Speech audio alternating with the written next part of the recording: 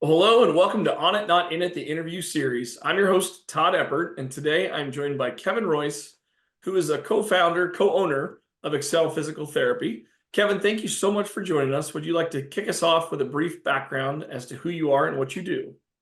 Yeah, thanks, Todd. My name is Kevin Royce. I'm a physical therapist. I did my undergraduate training at Central Michigan University, and then I went to the University of Dayton and received a doctorate in physical therapy. I then joined Excel Physical Therapy 8 years ago, and then became a clinic director, and then a regional director, and then a senior regional director, which basically means I run all operations for our business. And then I became a co-owner end of 2023. Excellent. Yeah, and that's where I want to start. So you worked in the business for a while, 8 years, 7 years-ish.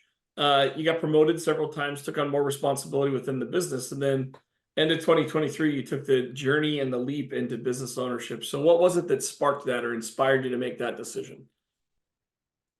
If you asked me in PT school, would I ever be a business owner or even a manager, I would have said absolutely not. I just want to treat patients. I want to help the community as much as I can. But I really realized that my talents really were within the management side. I love the business. I love the numbers. I really enjoy working in that capacity, and having the opportunity for our owner to pass the torch on to me and one of my other coworkers was a great opportunity that I just couldn't pass up. And I was already invested in it from a time and effort and energy standpoint, so it just made sense for me. Gotcha. So you followed one of the typical paths of how a business transfers. So you joined the business, you worked in the business for a while, you're capable, you're a technician in the business, for lack of a verb, being a physical therapist. So the old owner, when they're ready to leave, they kind of sell the business off to some younger blood to take the business over. Is that how it worked, Kevin? Yeah, Greg, our CEO, he is still in the business, but I think this was his opportunity to kind of start that transition period while still having some presence within the company. Awesome. Awesome. Yeah. I also love that you brought up the fact that when you're in school, all you wanted to do, and I'm going to use the term technician. Mhm. It's a Michael Gerber, E-Myth Revisited type of a term, but there's kind of three I's that we carry in the business world. One of them is technician. I do the job. I'm a technical expert within the business. Then there's the manager side, which is the numbers and the hiring and the looking back. And then there's the entrepreneur side, which is the growth, the visionary. And that's what I call truly the on it side of the business, is that when you're in that entrepreneur space. So awesome. Well, thanks for sharing that. And you've been a technician for a while. You've moved into the manager slot, and now you've recently stepped into that space to become the entrepreneur. Yep. Awesome. Awesome. So okay, it's only been a few months, but you've also been management for a little while. So what are some misconceptions about running the business, and how do you address them?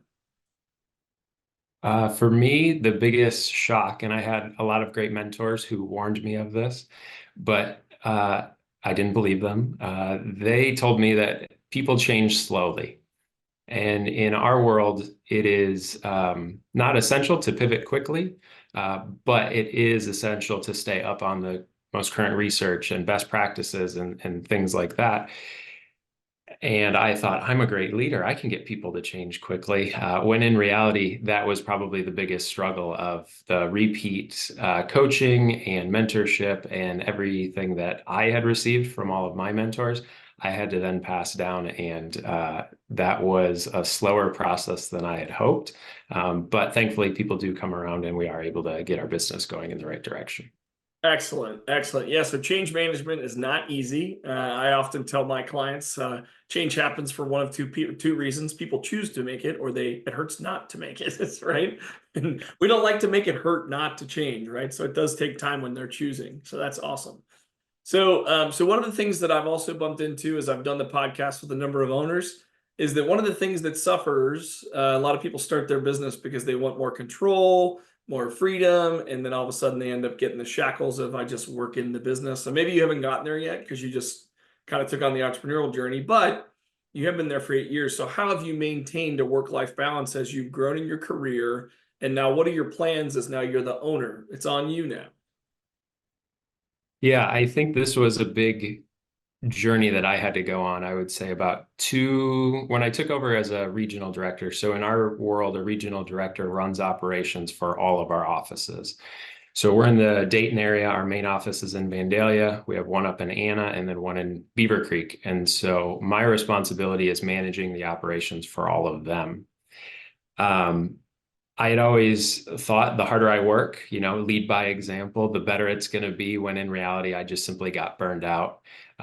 So about 2 years ago, I refocused and made sure that I prioritized what matters to me. And obviously, the business is one of those components. But at the same time, being a physical therapist, physical fitness is a big part of my happiness. And thankfully, my wife is excellent at keeping me on track and telling me to go for a run, get out of the house, go blow off some steam when she can see that I'm past that point. But thankfully, I now have a healthy balance of understanding my limits, when to say no, when to push harder, and then also making sure to take care of myself, whether it's with physical activity, spending time with family, or reading. And then when it comes to the entrepreneurial side with the business, it is for me having great leaders in place that I trust.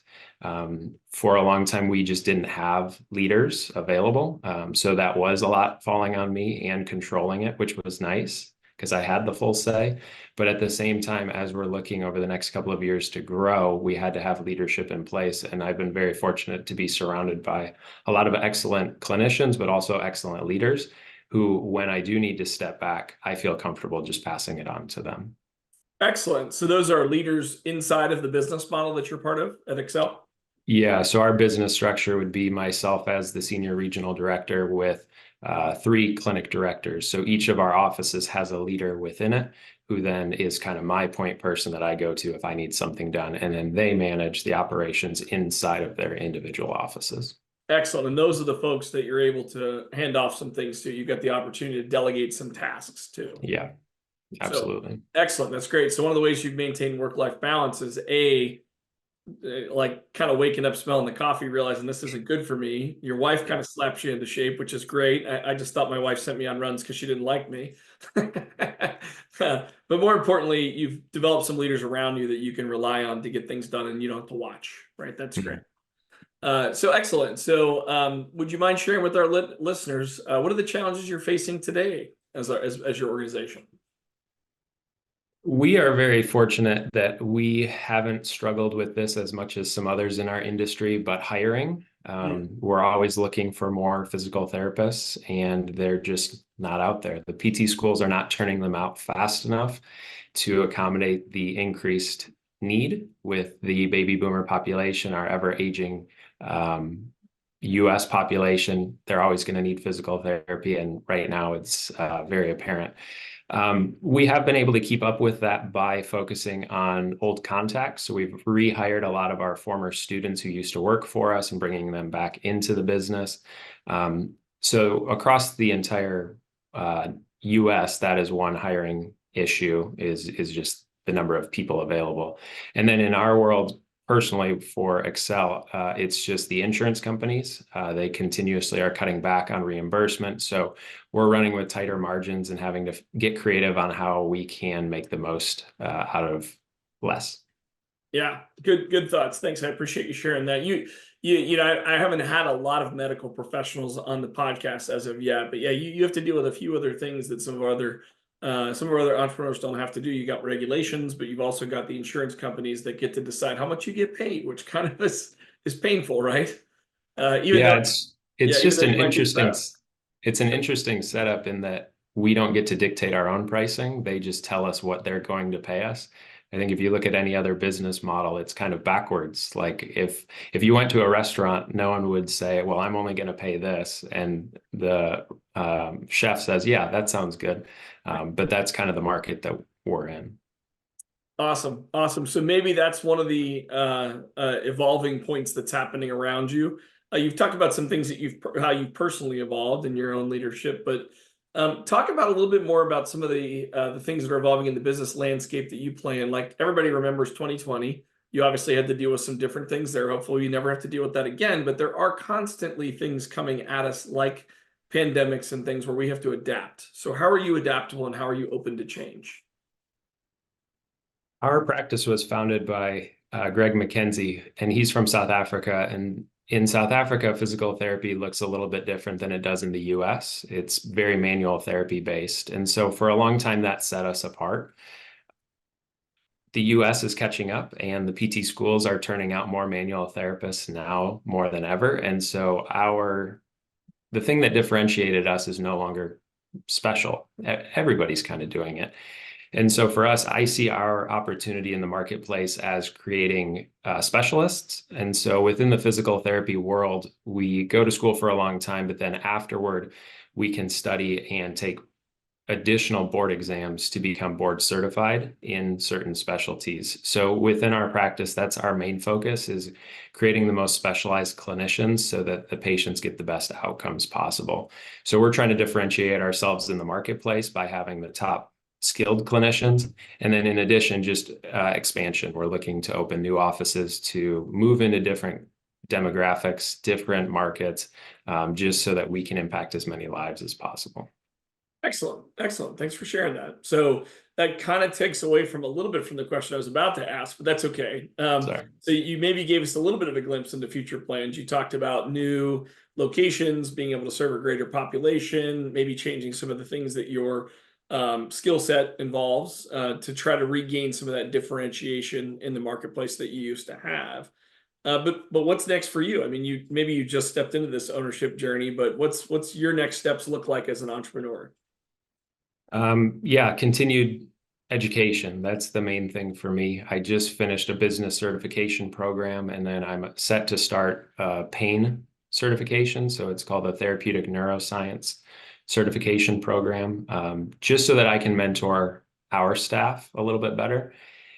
There were opportunities for me to specialize more, but I felt like the pain side, every patient coming in deals with pain, and so I can encompass a little bit of everything for our staff.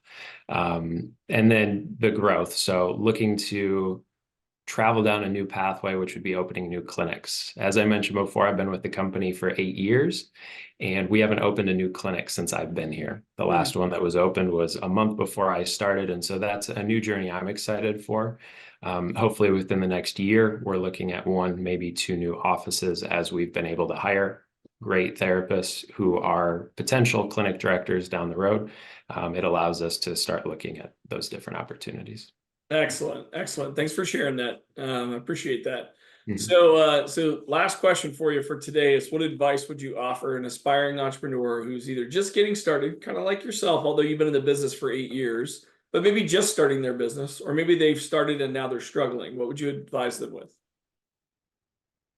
For me, it's been 3 different areas. One would be mentorship. So I'm very fortunate that over the course of my career, even when I was considering becoming a physical therapist, I was able to connect with a lot of very knowledgeable and skilled individuals who I've constantly leaned on throughout my career. As you mentioned, I'm new into the management side, but being in the business for a long time, I've gone through a lot of different problems and different experiences. And so having a vast network that I can rely on has been really important. Um, Taking care of yourself, I found in the last 2 years was extremely beneficial, not just for me and my family, but also the business. When I first moved into that leadership position and wasn't taking care of myself, my energy trickled down to my staff. And so by switching my focus and making sure I'm the best person and showing up as well as I can, it had a really positive impact on our business and just the culture within it. And then the final piece I would say would just be continue to learn. The business certification program put me way outside of my comfort zone. As a physical therapist, we had no business training in school, and so it was a lot of learn on the fly.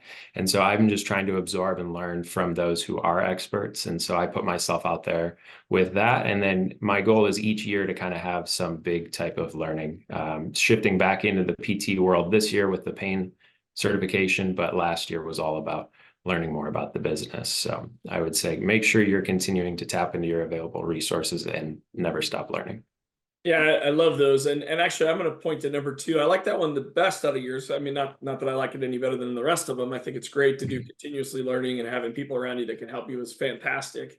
But I love the fact that you pointed out that when you're not at your personal best, it impacts not only your family and yourself, but it also impacts your business and your employees. And I think that's really important for our listeners to hear. It's not just about you. It's actually about the people that are around you more than anything, which is awesome. So thanks for sharing that, Kevin. So again, Kevin, thank you so much for joining us today. I appreciate your time. Appreciate you sharing with our listeners and our readers and our viewers on this one. It was great meeting you and learning more about your entrepreneurial journey and where you've come and how far you've come. To everybody watching and listening, I look forward to seeing and speaking to you in the next episode. Thanks again, Kevin.